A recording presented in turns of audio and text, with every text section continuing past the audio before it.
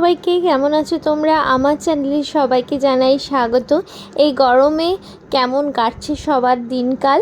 তো এই গরমে বৈশাখ মাস তো পড়েই গেল। বৈশাখ মানেই গরমকাল, আর বৈশাখ মানেই হচ্ছে বিয়ের সিজন স্টার্ট। এই বছরের প্রথম বিয়ের সিজন শুরু। তো আমার আজকে কাজ ছিল, তো আমি আজকে ভেবেছিলাম প্রথমে স্কুটিতেই যাব।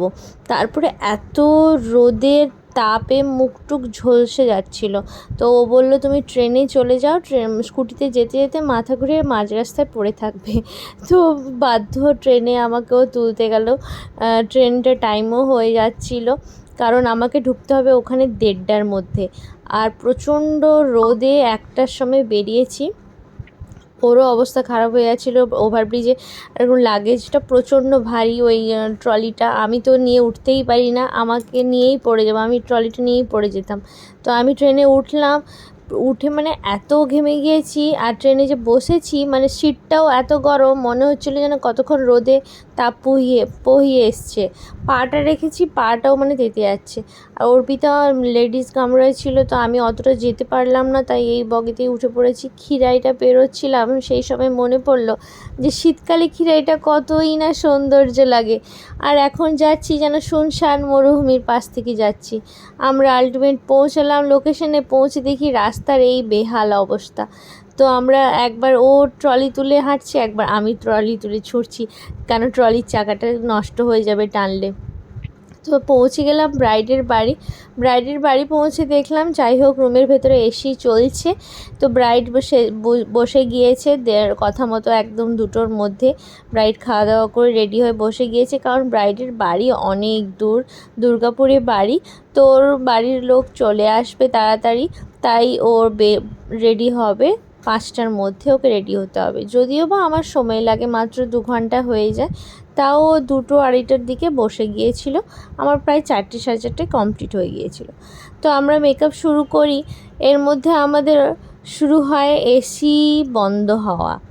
এসি নামমাত্র তো চলছিল, কিন্তু এত গরমে লোড নিতে পারছিল না, বারবার কারেন্ট চলে যাচ্ছে। তার মধ্যে বিয়েবাড়ির বাজার, বারবার এসি বন্ধ হয়ে যাচ্ছে। তো ব্রাইডের অবস্থা তো একদম খারাপ। তো যে কোনোভাবে মোটামুটি ওই 2-3 ঘন্টা কষ্ট করে নিয়েছি। কিন্তু এই মেকআপ করে ব্রাইড এতক্ষণ থাকবে কী করে, সেটা আমাদের বড় চিন্তার বিষয় হচ্ছিল। ওখানে বসে থাকে ব্রাইডের 2টো বান্ধবী, আর আমরা 3জন মিলে শুধু ওকে বারবার এটাই বলছিলাম যে তুমি এতক্ষণ থাকবে কী করে এই বৈশাখে বিয়ে করার প্ল্যান করো তোমরা।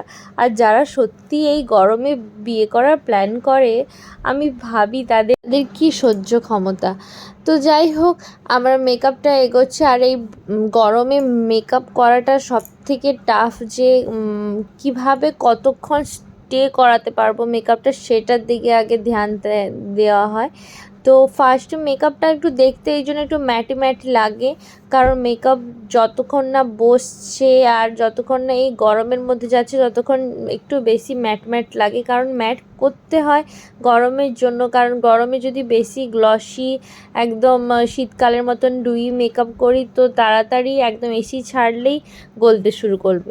তো তার জন্য ওয়াটারপ্রুফ মেকআপ একটু ম্যাট লাগে, প্রথমে ড্রাই লাগে, তারপরে ঠিক হয়ে যায়। তো প্রথমে এই জন্য ভয় পাচ্ছিল যে আমাকে ভালো লাগবে তো।